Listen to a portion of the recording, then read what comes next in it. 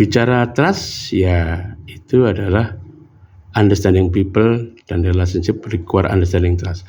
Jadi untuk kita bisa bersahabat dengan orang dengan secara baik itu kan memerlukan kepercayaan. Pernah ada dulu anak buahku nggak tahu lulusan apa lagi itu ngomong bahwa sahabat itu ya yang terbaik buat kawannya. Kadang-kadang dia mampu mengatakan sesuatu yang tidak menyenangkan kawannya, tapi itu demi kasih sayangnya kepada temannya itu. Jadi dia mau bahkan mampu menerima diomelin temannya, lu gitu sama gue, nggak nyangka gue sama lu ya gitu. Lalu dia mengatakan yang sesungguhnya yang terjadi yang akan buruk menjadi buat temannya. Padahal di satu titik yang lain, aku lihat orang ini juga sama gitu. Dia juga bahkan yang dulu dinasihatkan pada orang lain mampu pun dia lakukan begitu. Ya nggak apa-apa sih ya itulah fenomenanya bahwa kemudian itu ternyata juga dia lakukan ujar koni, so ngomong dan so ngelakoni, so ujar so ngelakoni. Kalau dulu ada rasa saya bilang do not walk the talk, tidak berjalan seperti apa yang dia katakan. Ya apa? Jadi memang trust ini adalah membutuhkan koeksisten, keberadaan, keterjadian yang berlangsung yang sehingga terjadilah kejadian yang simultansi berjalan bersama-sama. Itu trust muncul dari situ untuk masing-masing kemudian mengconverting, merubah belief bahwa oh ya dia saya percaya ya. Di titik itu ada dua tadi yang saya sudah katakan di depan, ada dua konsep.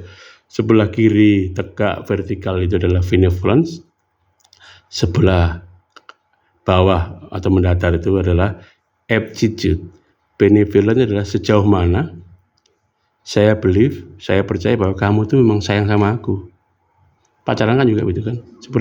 Seberapa saya bisa percaya sama kamu sih. Walaupun mungkin kadang kelakuannya juga kurang bagus, tapi si ini masih terpercaya karena dia tahu ada sesuatu di dalam dia yang memang saya percaya gitu. Walaupun kadang dia misalnya ada orang kan, aku nggak suka sama kamu, aku nggak bisa nerima kamu tuh baik banget sama semua cewek, gitu kan? Ya aku juga cewek sehingga premisnya karena kamu baik sekali sama semua cewek dan aku cewek, maka kamu sayang aku gitu. Tapi dia juga di sisi lain itu menimbulkan yang negatif. Lah, kamu baik banget sama orang, jangan-jangan lu sama cewek lain juga begitu, bukan ke gua aja gitu kan. Jadi lu ngadelin gua loh. Jadi bahkan premis yang positif itu, yang reliability itu kan kalau semua premisnya positif.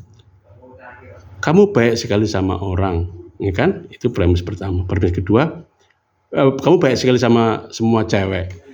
Premis keduanya, aku cewek. Makanya kesimpulannya, sintesanya adalah ya kamu baik ke aku karena aku cewek gitu toh. Tapi dia juga muncullah hal yang lain ke trustnya tadi, benevolentnya tadi. Ya kamu karena kamu baik sama aku sih gitu kan. Tapi di bawahnya ngertinya karena pada semua cewek kamu baik, ya jangan-jangan kepada orang baik juga, semua orang baik sehingga aku ini bukan istimewa buatmu. Cewek kan maunya diistimewakan gitu toh. Sorry, ya begitulah nyatanya gitu toh. Nah, kemudian di bawahnya ada aptitude, ada bakat gitu. Jadi antara kemanfaatan dan bakat gitu ya. Kita lihat di sini di bawah adalah bakat dari yang paling rendah sampai ke yang tinggi. Di sebelah kiri adalah ada kemanfaatan, benevolent, fungsinya, gunanya gitu buat orang lain apa. Dari yang rendah sampai ke yang tinggi. Trust di sini adalah bakatnya tinggi, kepercayaannya tinggi sehingga jadi trust gitu. Dia dipercayakan untuk memegang keuangan gitu ya. Misalnya uang aja deh. Nah, kenapa orang-orang perusahaan itu kalau keuangan itu ya saudara lah, jangan orang lain lah. Ya belum tentu saudara kampret juga banyak gitu kan. Orang lain yang baik juga banyak. Tinggal itu di dalamnya seperti apa. Bagaimana orang itu tumbuh di dalam keluarga dan dia meyakini sesuatu. Kalau brengsek ya brengsek aja gitu. Kalau baik walaupun tampaknya jelek ini ya baik aja gitu. Jadi kalau secara kemampuannya baik, rapi memegang keuangan, tertib pelaporannya, melaporkan dengan jelas sehingga bos langsung tahu tidak ada kebocoran, ya itu bakatnya dia menjadi tinggi gitu untuk memegang keuangan kita. Di sisi lain, kamu ini sama aku peduli nggak sih? Jangan-jangan kamu melaporkan yang baik ini sebenarnya di dalam hatimu kamu sudah merencanakan sesuatu. Jadi kepercayaan itu jadi hilang, jadi agak di bawah misalnya. Jadi akhirnya ya kalau kemudian aptitude-nya tinggi, bakatnya tinggi, tapi kepercayaan dari bos rendah, ya saya senang karena saya sekarang diberi kepercayaan pegang keuangan, saya happy gitu. Bosku percaya sama aku, itu perasaanku. Padahal bos itu sedang lagi mempelajari kita gitu kan. Jadi karena dia nggak percaya sama kita, ini melakukan ini karena jangan-jangan ada sesuatu yang dia mentok gitu kan. Tapi kalau yang paling udah dia percaya, dia yakin bahwa aku baik buat dia, dan saya memang memberikan bakatku buat dia, sehingga dua-duanya merasa positif. Itulah. Jadi itu nanti juga ada konsep flow nanti ya di dalam proses gitu ya, ada dari muncul di psikologi positif, dan itu dari sebuah konsep, aku lupa namanya, nanti kita makan. Jadi pada saat bakatku tinggi dan aku diberi tantangan yang setinggi bakatku, I'm happy karena aku merasa mampu melakukan itu. Tapi di sisi lain kalau aku tuh bakatku rendah, tapi saya dipercaya untuk melakukan sesuatu tinggi, aku stres.